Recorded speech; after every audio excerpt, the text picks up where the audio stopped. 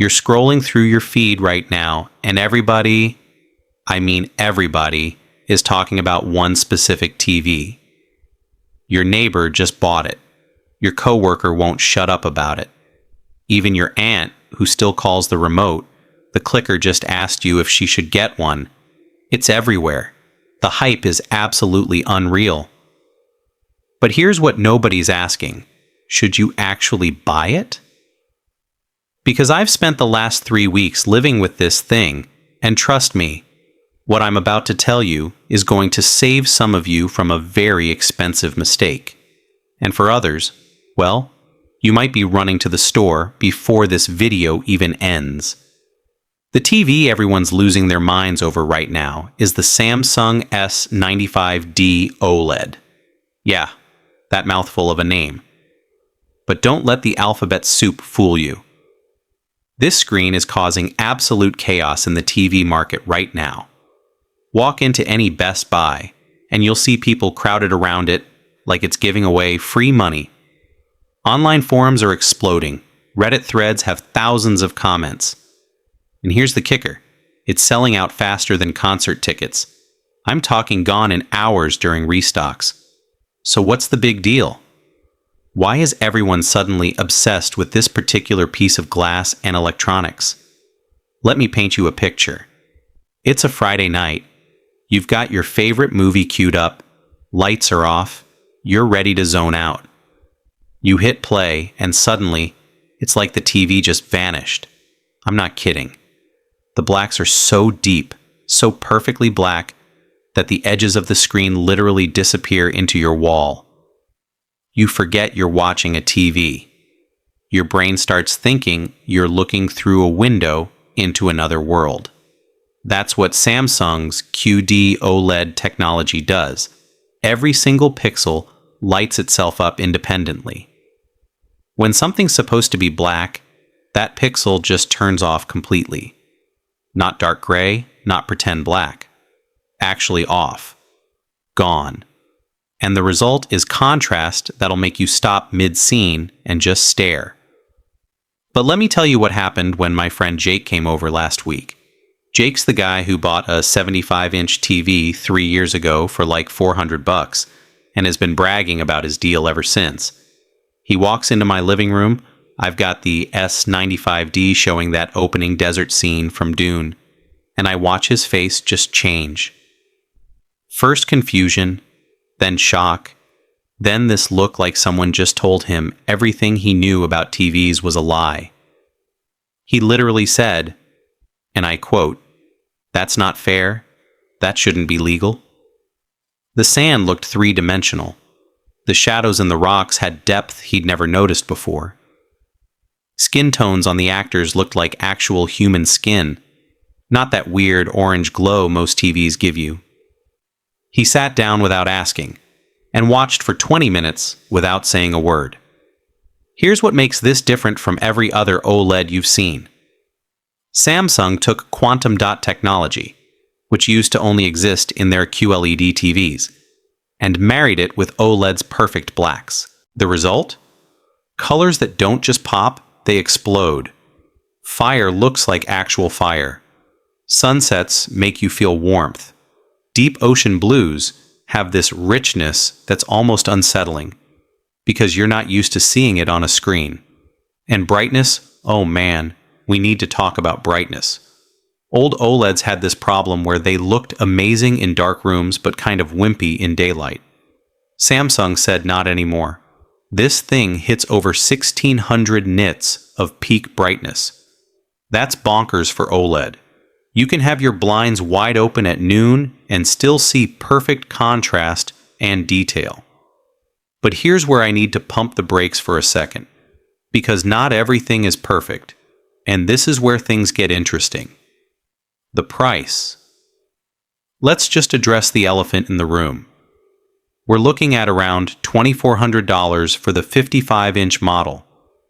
That's not a typo. $2,400. For some of you, that number just made your stomach drop. For others, you're thinking, that's actually not bad for cutting-edge tech. Both reactions are totally valid. But here's what you need to understand. This isn't just about the number on the price tag. It's about what you're actually getting for that money and whether it matches how you really use a TV. I'm going to be brutally honest with you about something most reviewers won't say. If you watch TV mostly during the day with lots of ambient light, if you're someone who keeps HGTV on in the background while you do other stuff, if your main use case is the local news at 6 p.m., you probably don't need this. I know that's not what you want to hear when everyone's hyping it up, but I'm not here to sell you something you don't need. I'm here to tell you the truth. Because yeah, it'll still look good for all that stuff, but you'd be paying premium money for capabilities you're barely using. It's like buying a sports car to drive 3 blocks to the grocery store. Sure, it'll get you there in style, but was it necessary? Now, if you're the type who dims the lights for movie night, if you actually care about how films are supposed to look, if you've ever paused a scene because the cinematography was too beautiful to let pass by, then okay, now we're talking. This TV was built for you. I watched Blade Runner 2049 on this thing and had to remind myself to breathe. The neon reflections in puddles, the way light scattered through fog, the absolute void of darkness in space scenes. It's the closest I've felt to being in a theater without leaving my couch. And here's something that surprised me. Animation looks incredible. I'm talking next level incredible. I threw on Spider-Man Across the Spider-Verse just to test it. And the color grading in that movie, the way they blend different animation styles, it all came through with a clarity that made me notice details I'd completely missed in theaters. Gaming. We need to talk about gaming because this is where things get spicy. If you've got a PlayStation 5 or an Xbox Series X sitting there, this TV is going to make those consoles feel like they got a secret upgrade. 4 HDMI 2.1 ports, which means you can plug in everything without swapping cables. Variable refresh rate, which eliminates screen tearing. Auto low latency mode that kicks in automatically when you start a game. And the response time, we're talking under a millisecond. That's faster than most gaming monitors. I loaded up a fast-paced shooter, and the difference was immediately noticeable. Everything felt more responsive, more connected. My KD ratio actually went up, and I'm pretty sure it's because the TV wasn't adding lag between my controller and what I was seeing on screen. But let's circle back to that thing nobody wants to talk about. Burn-in. Yeah, the OLED elephant in the room. Here's the deal. Is it possible? Technically, yes. If you leave the same static image on screen for hours every single day, like a news channel with a permanent logo, or a video game HUD that never moves, over time, you could get image retention. But, and this is a big but, Samsung has built in so much protection against this that you'd really have to try to make it happen. Pixel shifting that moves the image slightly so nothing stays perfectly still. Logo detection that dims static elements automatically. Screen refresh cycles that run when the TV is off. I've been running this thing hard for 3 weeks, mixing movies, games, streaming, sports, everything, and I'm not seeing any hint of an issue. Let me tell you about my actual usage, though, because this is where theory meets reality. First week I was babying it, making sure I didn't leave anything paused too long, obsessively checking settings, basically treating it like a newborn. Second week I relaxed and just used it like a normal person. Paused Netflix to grab snacks. Left game menus up while I answered the door. Fell asleep with YouTube playing. All the normal stuff we actually do. Third week, I pushed it. Deliberately ran CNN for 4 hours straight to see if the logo would leave a mark. Nothing. Played the same video game with the same HUD for an entire Saturday. Still nothing. At this point, I'm convinced you'd have to be almost intentionally negligent to cause problems. Sound quality, let's address it. The built-in speakers are fine, they're clear, they get reasonably loud, dialogue is crisp, but are they going to replace a good sound system? Absolutely not. This is true for basically every TV, though. The screens keep getting thinner, which means less room for speakers, which means compromised audio. If you're serious about the experience, you're adding a soundbar minimum. I paired this with a mid-range soundbar, nothing crazy expensive, and the combination was chef's kiss. The TV delivers the visual magic. The soundbar brings the audio to match, and together they create something special. Here's what shocked me most, though. The remote. Yeah, I know. Who gets excited about a remote? But Samsung did something smart. It's solar-powered. You read that right. It charges from indoor light, and you never think about batteries again. I haven't plugged this thing in once. It just lives on my coffee table, soaking up ambient light, and stays charged. It's one of those small details that seems minor until you experience the convenience. No more digging through junk drawers at 2 a.m. because the batteries died mid-movie. The interface is running Samsung's Tizen OS. And honestly, it's grown on me. It's fast, responsive, and they've finally toned down the ads. You're not getting bombarded with suggestions every time you turn the thing on. Your apps load quickly. The home screen is customizable, so you can put your most used stuff front and center. And the built-in gaming hub is actually useful. It aggregates all your gaming services, Xbox Cloud Gaming, GeForce Now, all in one place. You can literally game without a console if you've got good internet. But I want to address something important, because I keep seeing this question everywhere. How does this compare to LG's OLEDs? It's a fair question, because LG basically owns the OLED market. Here's my take. LG's C4 OLED is an incredible TV. Slightly cheaper, excellent gaming features, fantastic picture quality. The difference comes down to this. Samsung's QD OLED has more vibrant, punchy colors. It's brighter. It feels more aggressive in how it presents images. LG's approach is more natural, more subtle. Some people call it more accurate. Both are outstanding. If you want wow factor that makes people stop and stare, Samsung wins. If you want something that feels more true to life and cinematic, LG has the edge. You really can't go wrong either way. Now let me tell you about something that happened yesterday that really crystallized my thoughts on this whole thing. My parents came over for dinner. They're in their 60s, still rocking a TV from 2015 that they're convinced is perfectly fine. I didn't even mention the Samsung, but halfway through the meal, my dad noticed it was on in the living room showing a nature documentary. He got up, walked over, and just stood there. My mom followed. They watched humpback whales swimming in crystal clear water for 10 solid minutes without saying anything. Finally, my dad turns to me and says, "When did TVs start looking like this?" That moment right there told me everything. This isn't just about specs or features or bragging rights. It's about that reaction, that genuine sense of wonder when you see something that's just objectively better than what you're used to.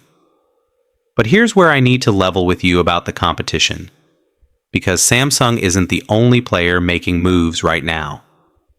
Sony's A95L is using the same QD OLED panel technology as Samsung, but with Sony's legendary color processing. That TV makes films look exactly how directors intended. It's almost too accurate for some people who prefer Samsung's more vibrant approach. And if we're being completely honest, there's TCL's new QM8, which is delivering shocking performance at literally half the price. Not quite the same league, but closer than you'd think. So why is everyone obsessing over the Samsung specifically? Marketing plays a role, sure. Samsung has deep pockets and they've blanketed social media with this thing. But there's more to it. They hit this sweet spot of features that appeals to the widest possible audience. Gamers love it. Movie buffs love it. Casual viewers love it. Tech enthusiasts love it. It's become the default recommendation because it genuinely does almost everything well without major compromises. That's rare. Usually you're picking between gamer TV or cinema TV or bright room TV. This one just says yes to all of it. Let me talk about the viewing angles for a second because this matters more than people realize. You can sit at pretty extreme angles and the image stays consistent. I tested this specifically because my living room setup is weird. The couch isn't perfectly centered with the TV. I've got chairs off to the sides. Everyone gets basically the same experience now. Family movie night doesn't turn into a fight over who gets the good spot. And real quick, let me address what some of you are thinking about. What about mini LED? Those new TCL and Hisense models using thousands of dimming zones to compete with OLED?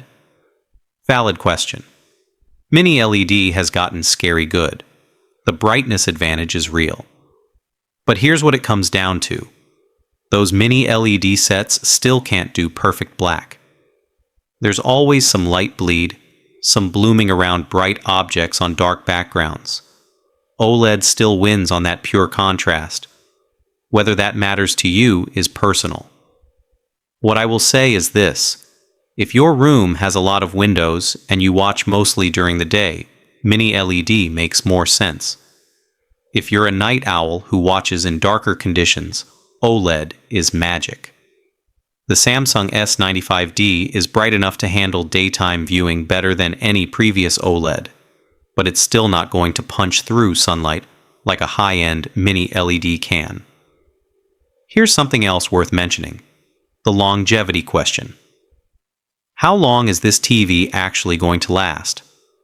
This has HDMI 2.1, so any future gaming consoles or devices will work. It supports every major HDR format except Dolby Vision, which Samsung stubbornly refuses to include, but their HDR10 Plus is good enough that most people won't notice. The processor is fast enough that it should handle software updates for years. And barring any manufacturing defects, OLED panels from quality manufacturers are lasting 7 to 10 years now. That's a solid investment. But I want to circle back to price one more time, because I know it's the sticking point. $2,400. That's a vacation. That's a used car. So let me reframe it. If you watch TV for 3 hours a day, that's over 1,000 hours a year. Over 5 years, you're looking at 5,000 plus hours of use. That works out to less than 50 cents per hour of entertainment. Compare that to going to the movies at $15 a ticket for 2 hours.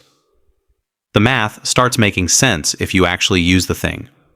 Of course, that logic only works if you're someone who will actually appreciate the difference. Can you see the difference between this and a cheaper TV? Some people genuinely can't.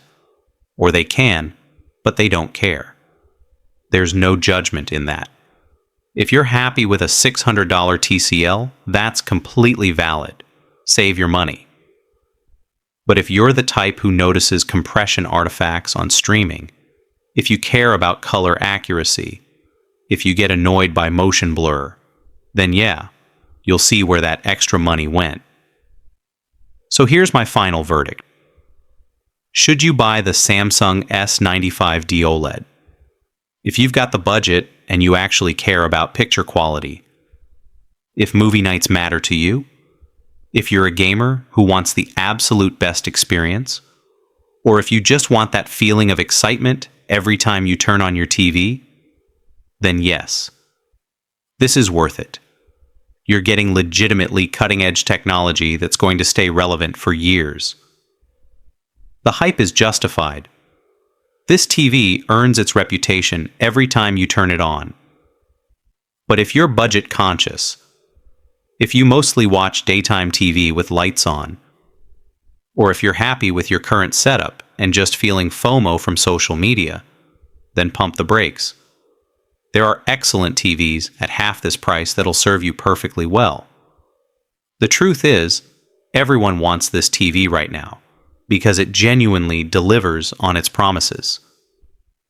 But whether you should buy it really depends entirely on how you actually live with your technology and what you truly value in your viewing experience. Don't let internet hype pressure you into spending money you'll regret. But also, don't talk yourself out of something that could genuinely upgrade your daily viewing experience if you've got the appreciation for it.